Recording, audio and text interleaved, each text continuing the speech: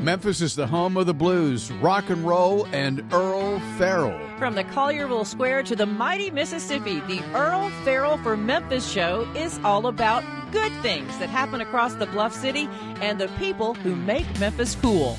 The Earle Farrell 4Memphis show is made possible by our title sponsor, Southern Security Federal Credit Union, and by Kathy Thurman Edwards, State Farm Insurance. By Dive Shop and Dive Ventures nationwide. Jim Harris Chevrolet with George Gully, Napa Cafe Memphis and Glenda Hastings, Phoenix Unequaled Home Entertainment, 4Memphis Magazine, the Live at the Garden Concert Series, and the Orpheum Theater Group Memphis, and by Mitch Wright Plumbing, Heating, and Air Conditioning, family owned and operated for more than 40 years.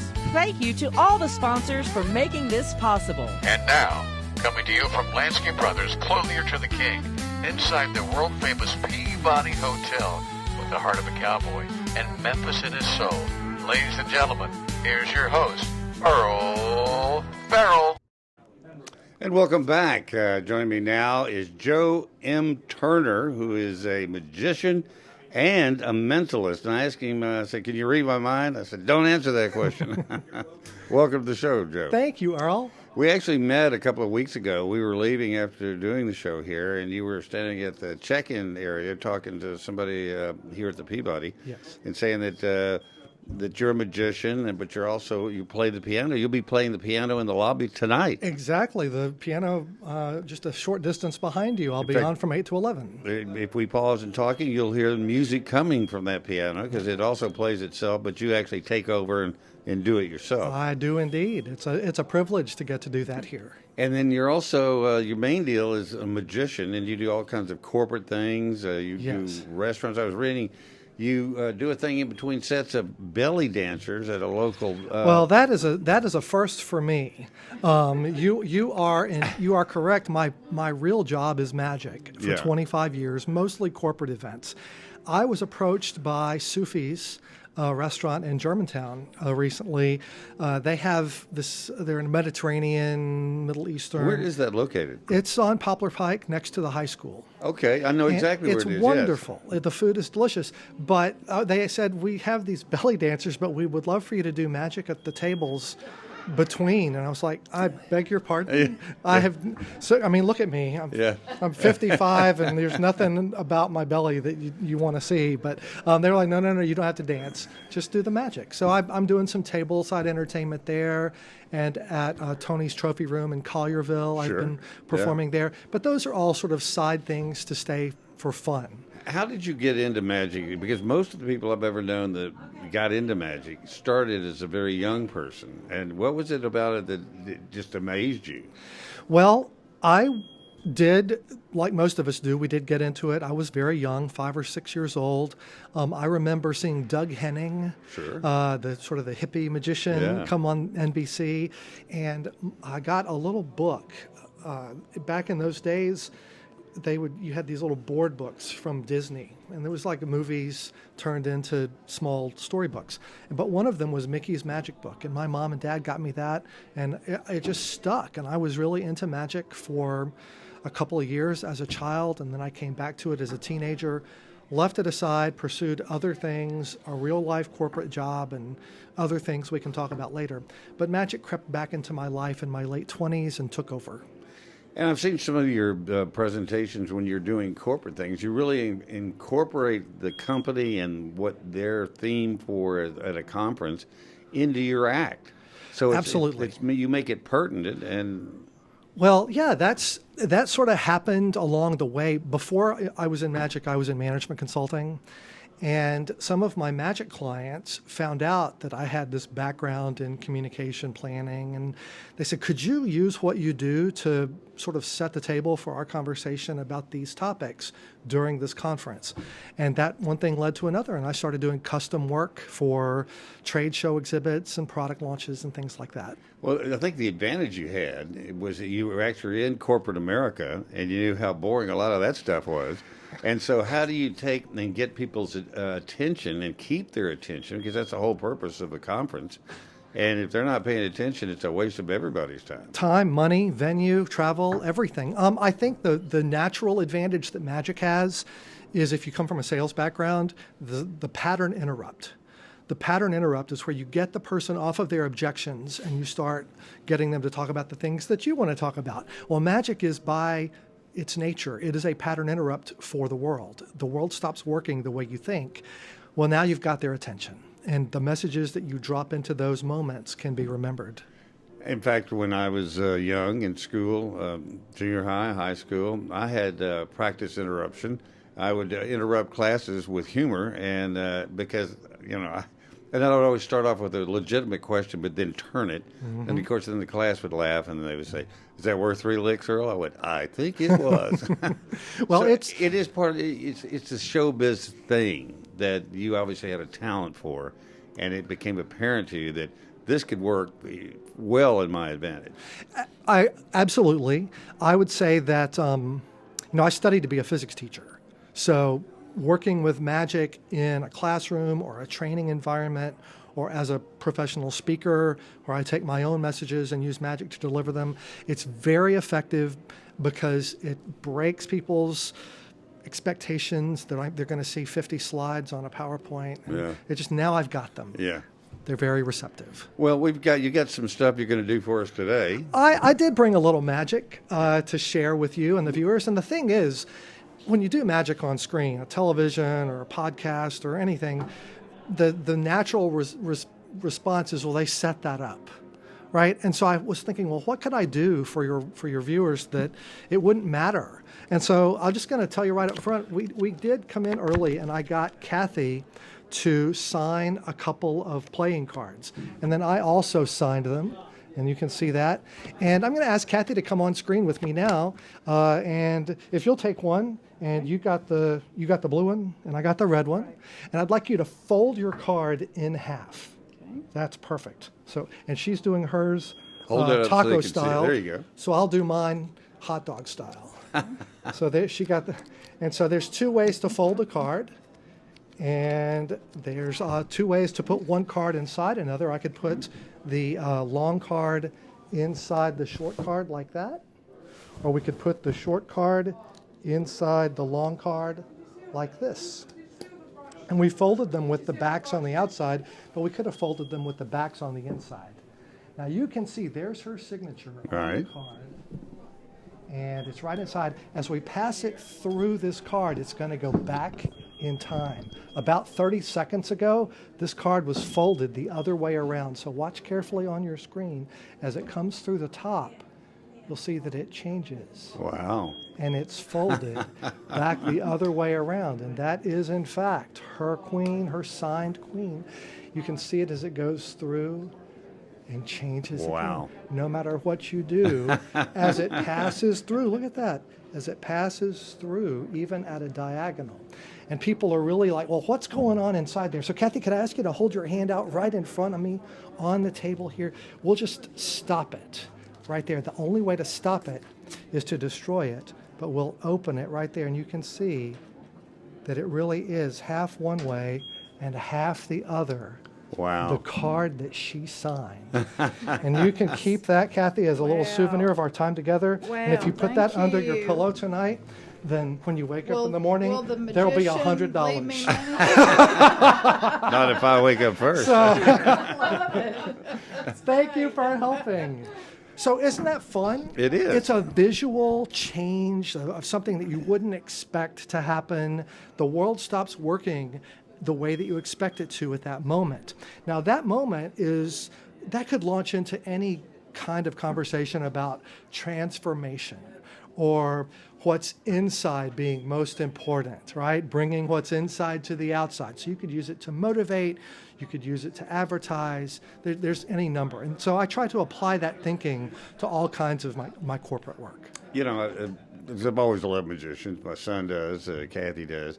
And we go to see these acts, and sometimes they'll make a Harrier jump jet appear on stage. Oh, yes, the big grand illusions. But do you find that the smaller illusions are just as impressive to people because it's right in front of their eyes, right there? I tend to think that it can be more powerful. I've seen I've seen Copperfield and the big tours and things, and there's no question about some of the stuff he does is just beautiful. But I do regularly get the feedback that I've seen it on TV, but I always think maybe it could be a camera trick, or if I had that box on those wheels on that stage, maybe something. But I've never, if they experience it in their own hands, it's tangible and just immediate. Are adults more transfixed or children? Because I think a lot of adults think they know everything. And then when they can't figure it out, they go, how did you do that? Well, I work mostly for adults, so my experience with children, some of the best children's performers I know, they might have a different answer than I do. But I think if you've achieved a certain amount of sophistication, a certain amount of if you're jaded just enough with the world the way it is, then seeing the world in a different way can be more powerful. Children are very excited and they respond verbally with shouting and screaming and cheering and clapping. Adults, when you baffle them and just rock their world, they get very quiet at that moment. Yeah. And I think that's a beautiful sound. I saw a magician at the University of Texas football training camp here just recently.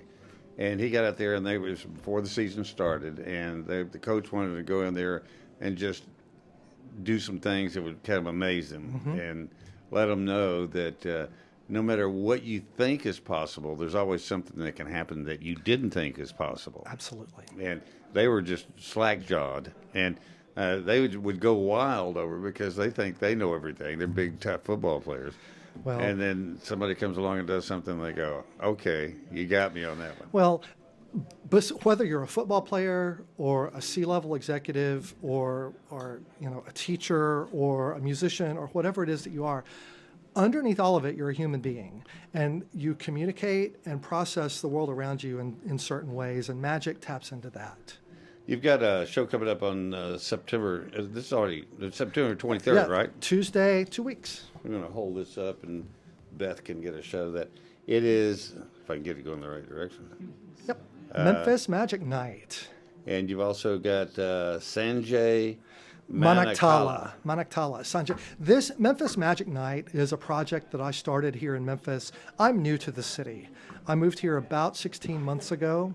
From Atlanta, where I've been doing magic full-time for all these years. And so I thought, well, I want to put something together that's a regular magic experience in Memphis. So I started Memphis Magic Night. It's once a month, a public show at a different venue somewhere around the city. And so the September show is going to be at Coletta's on Appling. It's the first time I've been out of Midtown, frankly, to do a show. And I have a different local comedian. I try to get all local performances. So I have a different local comedian open for me, 20 minutes clean. Cool. The other Coletta store, the original, is on South Parkway. And that is also where Elvis used to go play poker in the back room. And I've heard the story, and Jerry Coletta confirmed it, that one night Elvis was back there after they'd closed, and Jerry Lee pulls up in his limo and wants to come in and get a pizza. So they go back and ask Elvis, hey, Jerry wants to come in. Should we let him in? He goes, no, man. Tell him he should wait in the car or you'll bring one out to him. and Jerry never knew it. His whole life, and nobody ever told the story. But it was there's probably still some magic left there, and the room still exists, and they call it the Elvis room. Well, I need to check into that. I was talking to Stephen about doing it out at Appling, and so that's where the one in September will be. In October, I'll be at Hernando's Hideaway. Speaking of Elvis and Jerry, we were just there the other night. Yeah. Celine and Dale were on with you guys. Watson. Yeah. So I'll be with them doing my show. Well, apparently you're hitting all the right spots. You're on my show. You're here at the Peabody tonight. Well, I wasn't born yesterday. I'm trying to be strategic in the way that I place myself around the city so people know that I'm available in different places, and there's some credibility associated with the people. Did you look at any other cities? Well, I think you have relatives. Your wife has family here. here. My wife and I moved here in 24. to be closer to her family and slightly closer to mine. I'm from Mississippi, down near Jackson, a little town called Brandon, Mississippi. And so we're a little bit closer to our roots here, but we're especially close to her family. Well, and you got the heck out of it, because I came here from Dallas and I left because of the traffic. Atlanta's, if it's not worse, at least just as bad. Well, you know, I was in Atlanta for 31 years, so I know all the ways around it. Yeah. So by the time we left, I had pretty well gotten able to get where I needed to be, but it can be really terrible. But I will say, I think I have been amazed at some of the daredevils on the Memphis freeways. Those who aren't will daredevils. go across all the lanes of traffic. It's Yeah. like, there's my exit, Yeah. and they'll go straight across. Yeah. So that's an They're not adventure. daredevils. They're crazy. Is what they I are. was being diplomatic. Do you have anything else you could show us? Well, sure. do a I'll show you mentalist guys trick? something else if you want to see. I did bring a full deck of cards. Okay. And if I asked you to name a random playing card out loud, there's all of them. What card would you say? How about 7 of spades? Now, can I ask you why you said the 7 of spades? Because I saw it when you held up the cards a minute ago. As Well- you fanned them, I saw the 7 of spades. But that's a random choice. I'm going to cut to one card, and you'll see right there. That is the 3 of diamonds. Yeah. It's not the 7 of spades. But if I just cover it up with any Wow. we'll Wow. change it to one card, the 7 of spades, which raises a very interesting question, and that is what happened to that 3 of diamonds. Yes. And you'll be interested to know that the 3 of diamonds Wow. just jumped in. So there's a little more sleight of Very hand good. for you. Do you, when you go see another magician, do you watch this thing and you try to figure it out? I mean, you know, it is sleight of hand. That's what we're talking about here. Well, part of it, yeah. An illusion. To create illusion, but also to create illusion, you often have to have a distraction. So there's a real psychology at work with magic, and that's what I've always been intrigued with. I mean, the only trick I ever really figured out was the one where you wad up a piece of paper, and right in front of somebody's eyes, you open your hand and show it to them, then you pick them up like this, and you throw it over their head Okay. so they don't see it, and then you go like that, and they're just amazed. Of course, they're 5 years old, you know? Well- and these are not smart people. Well, I mean, kids I find much more observant than adults. So if you can get a magic trick past a kid, you're doing a good job.